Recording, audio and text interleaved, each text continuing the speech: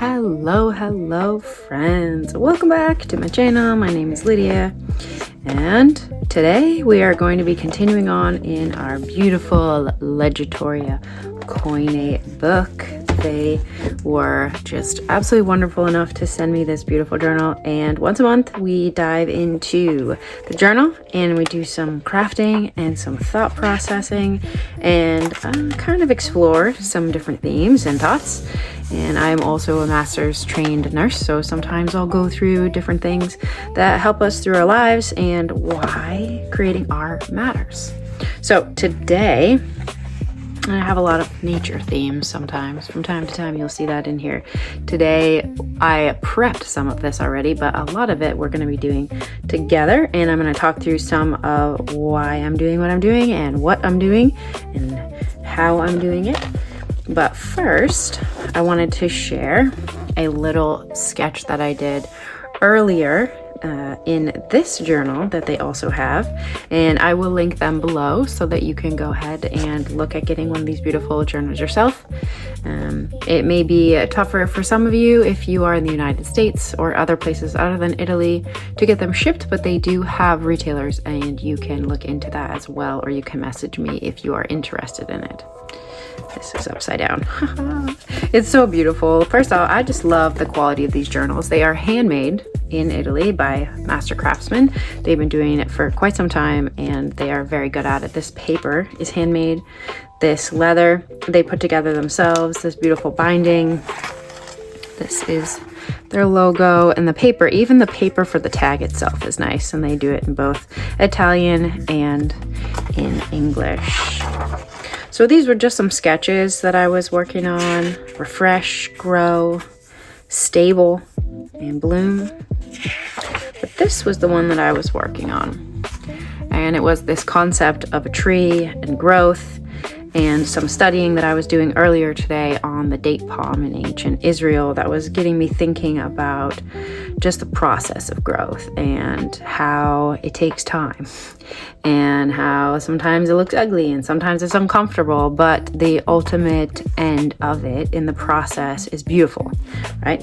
And this was just thinking about those things, the different seasons in life that we have in the growth. So trees really have a lot to teach us about stability and growth and roots, and there's different kinds of trees, just like there's different kinds of people and different kinds of seasons. Every tree grows through different seasons, so it's always good to keep things like that in mind when we might be going through different things in our lives, whether they're good, whether they're bad, whether they're confusing, whether they make us angry. All these kinds of things are good to process, and that's why art is so important, is that it's one of those skills that you don't have to be good to do it. Obviously, it becomes, on some level, more enjoyable when you're good at it, but I will tell you, as someone who has been doing it for a long time, sometimes it's frustrating to be good at it because you're like, well, now I have to make it pretty. Everyone expects me to make it beautiful, you know? If you don't have the expectation on yourself that it needs to be pretty every time, which I shouldn't anyways, but if you release yourself from that, then it becomes a lot more fun. It's like playing like intramural sports, right? You don't have to be the best, but you really get to enjoy it. And is it fun when you win? Sure, but like, you don't have to be the best. It's about playing the game and appreciating it and enjoying that. And yes, there are some of us out there who don't like it unless we win, but I would encourage you, if you're one of those types of people, to just let that go. Life doesn't have to be that serious. All right, so let's get into it. Now, this is a tree. Obviously, you might be able to tell, maybe you can't. But what I did was I took some craft paper and I just ripped it into little pieces to make this little collage. And I don't know, I liked the process of ripping it. I liked the process of like thinking through things. One of the things that you could do as an exercise is, as you are taking this beautiful whole perfect sheet of paper and you're ripping it apart, maybe you have things in your life that you want to rip apart but you can't rip apart, but you can rip pieces off of it as a symbolic way of saying, you know, I'm going to let these things go, I'm going to rip them apart. Or you could take something and make something new out of it and say, I'm going to create. I may not be able to create space in my life for X, Y, Z right now, but I can create space here and now for something, whatever you want. So thinking about the general shapes of something is helpful when you are doing a project like this. For instance, if I was to look at this stapler, which we're going to use soon, and I don't know why you would make a collage of a stapler, but maybe, I don't know, maybe you really like office supplies and that's something you enjoy doing. If you were to do it from the top, right? You have an oval and a rectangle or a square. If you were to do it from the side, you would have a square and maybe a little triangle and another little rectangle here, and then a long rectangle here, and maybe, I don't know, another little triangle.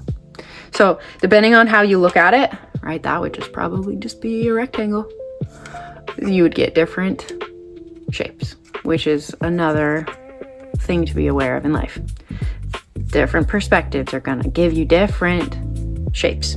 All right, so what we're gonna do is I normally would adhere this with glue. I almost got out my glue gun here, or tape or washi tape, or there's lots of ways to fix this. Or I could take a gesso and just paint the whole thing and get it stuck on there.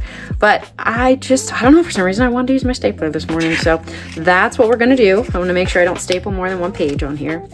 And it might look messy, it might not look, but that's kind of life. Oh gosh, do I not have staples? All right, friends. Well, I just had to cut this, and in the full transparency, my stapler needed staples, and then I changed them, and turns out it broke somehow. I don't know how that happened, but oh, now it's working. Well, that's fun. I was gonna just tell you the process of, you know, off camera, the things that we don't see and how our life is full of mistakes, but here we go. I guess it's working. Anyways, continuing on. That's the other part about creating that's fun. You're making something new, number one, and number two, as you come across issues, it's a low stress environment to just work through problems, and that's healthy for us to learn how to do. All right, so stapling it on, I just am gonna do a little bit here and a little bit there. I'm not gonna staple the top on because, like the top of the tree, because it will probably be connected itself. I want to kind of get a look. Do I like how that looks, or do I want to like pull a little bit this way? Maybe that. Yeah, I feel like that's probably. Do I want to pull this down a little bit maybe? Yeah, I like that. All right, so we'll do this here. That's good. And then this. Put both these in here. All right, I think I like that. I could put something underneath this and just like flat staple this one in, but I don't think I'm gonna flat staple, but I am gonna add one more just so that it doesn't get stuck. Okay, so now that we have fixed our collage, ooh, I should probably do one more over here, just so that this doesn't get smushed. All right, now that we're connected, what I'm going to do is I'm going to use watercolors to add a little bit of embellishment to this, and then we are going to just kind of see where the watercolors take us, and I'll probably pull in a quote here or two, maybe not. We'll see how that kind of all works together. So I was trying to remember which one had the dark blue that I like, and then there is the really deep, rich French ultramarine blue, and then I have a little bit of gold that I might want to use. You'll see that both these paints, all these paints are Winsor & Newton, and I really like Winsor & Newton. I think they are really good quality, but there are a lot of other really good quality paints out there. There's tons of Italian ones. I actually have this company. I thought about using them today, but they don't have any green. You kind of need green and blue when you're doing, well, you don't need it, but I like it when I'm doing nature colors. But Mamer Blue is another Italian-based one, and these are good paints too. So definitely recommend checking them out as well if that's something that you're interested in. I'm just gonna pull in a little tiny bit of this yellow ochre here as well. And we'll mix those. Alrighty. And then don't ask me where I got this paintbrush. It was a gift and I don't know. So we're just gonna set that on there. And we're just gonna mix these two together to get like this super beautiful neutral green. I don't know, I just like how that looks. I haven't used watercolors on this paper yet, but look at that. That's great. That feels good, looks good. I wouldn't go super heavy on it because it's not like super, it's not, I don't think it's supposed to be watercolor paper, but you can go light on it as long as you don't use too much water. Alright, so as we're kind of working through this little painting process, and one of my favorite YouTubers, sometimes she will encourage her group, her people, to grab a warm cup of tea. I like to say coffee or whatever your beverage of choice is in the morning or anytime you watch this, and have a seat and either maybe do it along with me if you have a project that you want to work on. Maybe you are a knitter or crafter. Sometimes I like to do it while I'm doing things, and then I kind of do it together with the person, which is actually, if you have ADHD or anything like I do, I think it's called body doubling, and it's a way to get tasks done that you want to get done, you need to get done, and you do it with somebody else by doing it with the person. So, and that works. I found it to work with YouTubers or people in person. So you just have someone else you're doing things with, and it helps to just keep you on track with your own projects. So that's a little fun science tip there for you if you are into those. I definitely am. So I'm just making marks on this. This is just fun. I'm not necessarily overly concerned with how it's looking right now, because this is all the backdrop of the tree, and I might paint this actually, now that I'm thinking about it, just because I want this to be part of the background. So you can see, this is one of the other cool things about creating, you can see how different something looks on different paper. So this is a deckled edge, which is just ripped, and it's since it's ripped, it's a lot rougher paper, and so you will get a very different effect with watercolor on ripped paper versus paper that's smooth like this versus hot press paper or cold press paper in watercolor. So those are two different ways you could do it. And you can see this is not even sinking in here because this is a waxed covered surface. So I'm mostly avoiding that because it's not going to stick very well and paint on that as well. So that's part of the reason why you're not seeing me do any painting on that. So I'm just playing around with that, and I don't know if anybody else just sometimes just likes to make little marks on the paper. Sometimes it's nice to just make anything, just get in there.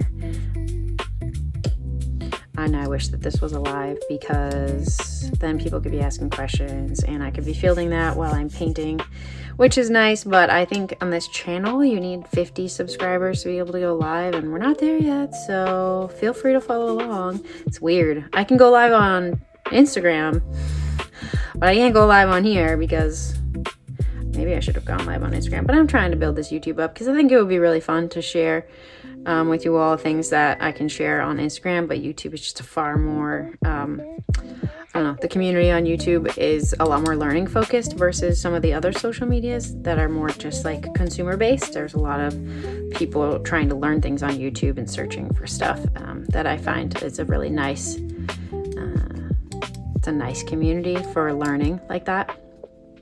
All the other platforms have really good things for other things.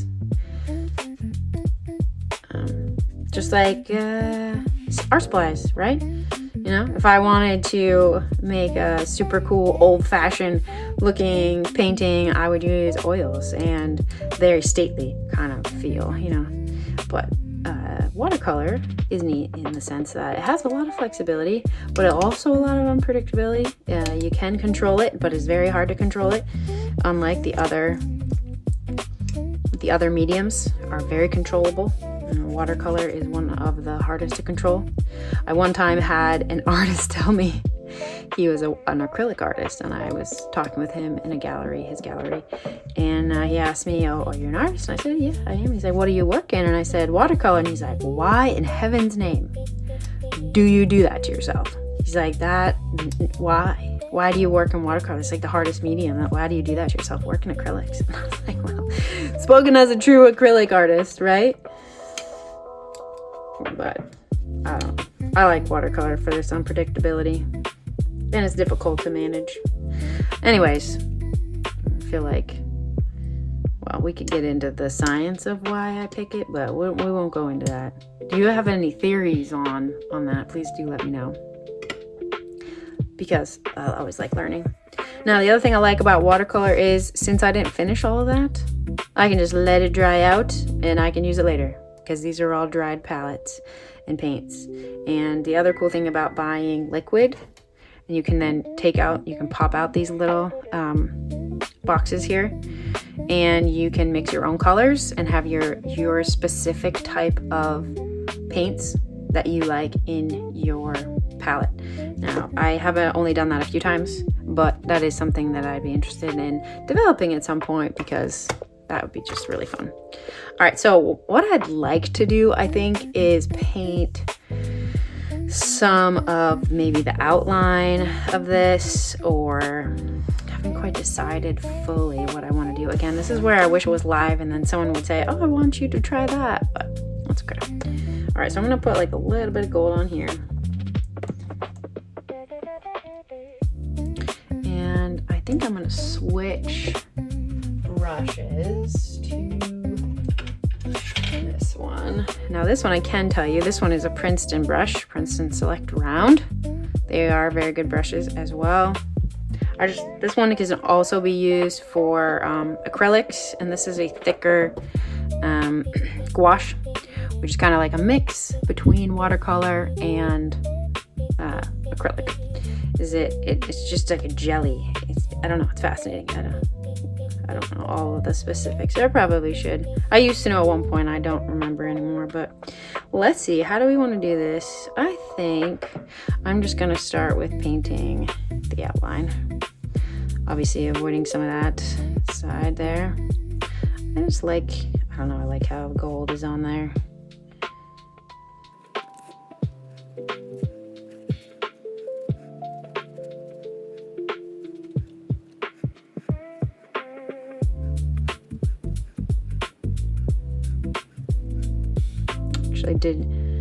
I didn't realize this, but this is sort of like a paper version of the Japanese art form kintsugi, which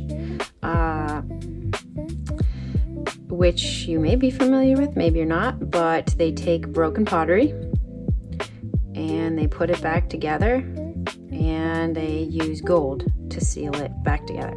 So all of the broken pieces now become some of the most valuable, just like some of these ripped edges are becoming so pretty with the gold on them.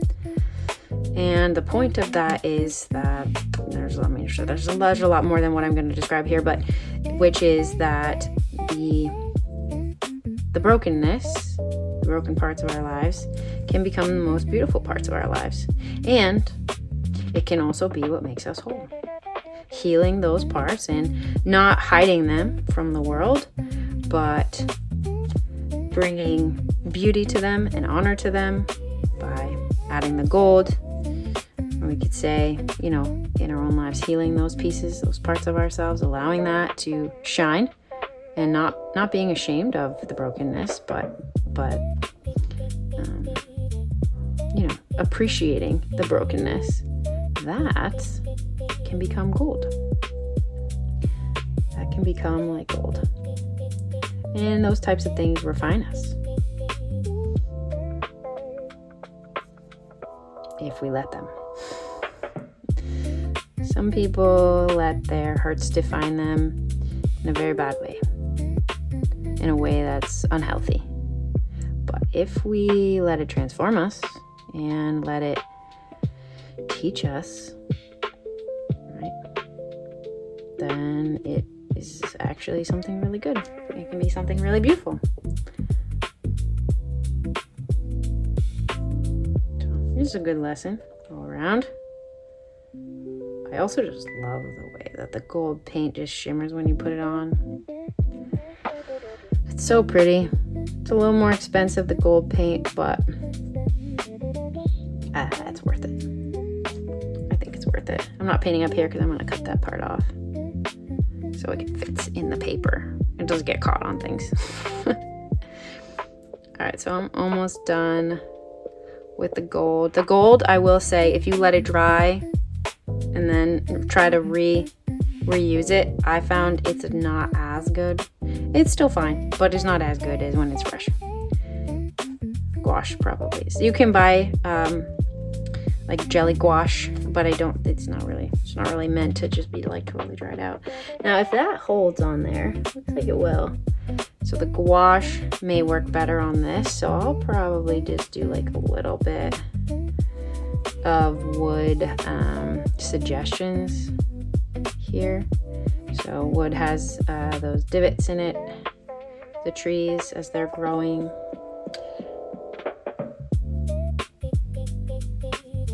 My mind's racing with all these tree thoughts that I could share, but we don't need to do that. But if you are someone who likes that kind of stuff, let me know. I can do more tree art.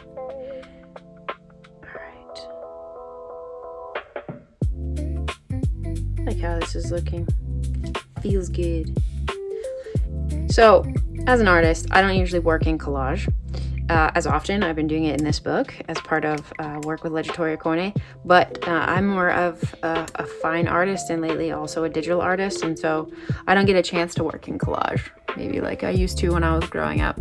But it's really fun to try new things that you don't get to do as often. That I did a whole little book one time in collage about a frog. And it was a whole book, and I gotta let that dry first, but it's just funny to think of the things that we worked on when we were little that we really enjoyed and then we just don't do anymore because we don't have time. But friend, I will say, if you look at your phone and you go to like how long you've been spending on different things, if you tell anyone that you don't have time, it's probably more that you're not choosing the time. I don't mean to be convicting anybody, but you know, I'm just saying. Alrighty, so the next and last thing that we are going to be doing is just writing out a quote. And I'm just trying to decide what pen I want to use. It's always so hard to choose the pen. I think I'll do it in brown, which is, these are Tombow Food and Asuko pens. It's a brush pen. They have hard and soft. I believe this is a hard one, and I'm probably going to write it here in both English and Italian. This is a Tolkien quote from Fellowship of the Ring. This was written by Tolkien obviously, but said by Meriadoc, or Merry, Merry and Pippin. If you're familiar with it, maybe you're familiar with the movies, but they're funny, but they're also very sweet. And his quote says this: "I thought all trees were whispering to each other, passing along news and plots along an unintelligible language," which we then do find out that the trees in Tolkien's world are alive, some of them, and they're called Ents. I thought all the trees... I probably could have waited for this to dry a little bit more before writing on it, and that would work better, but it's holding up really nicely. I think probably the only part that's like a little bit, you can see it's coming through a little bit, but it hasn't hit the other side yet. That's amazing to me. This is such good paper. All right, I thought all the trees were whispering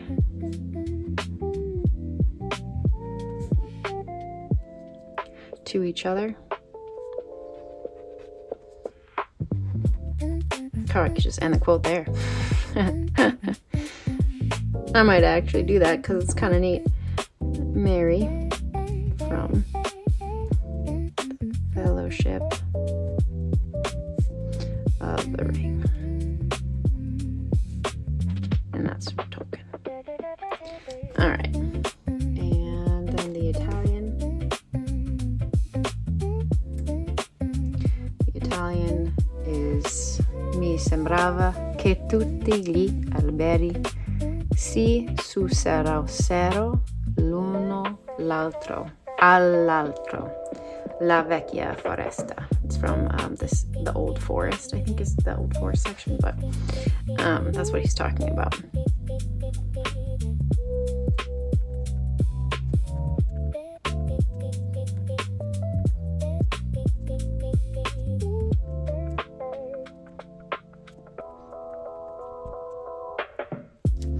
Alright, so there we have it, friends. In just a little bit of time, you can play around, take a little time, make something beautiful, play around, or even if you think it's ugly, you made something and you did it in a way that was relaxing, hopefully, and you learned something about yourself or about the world, and that's a beautiful thing.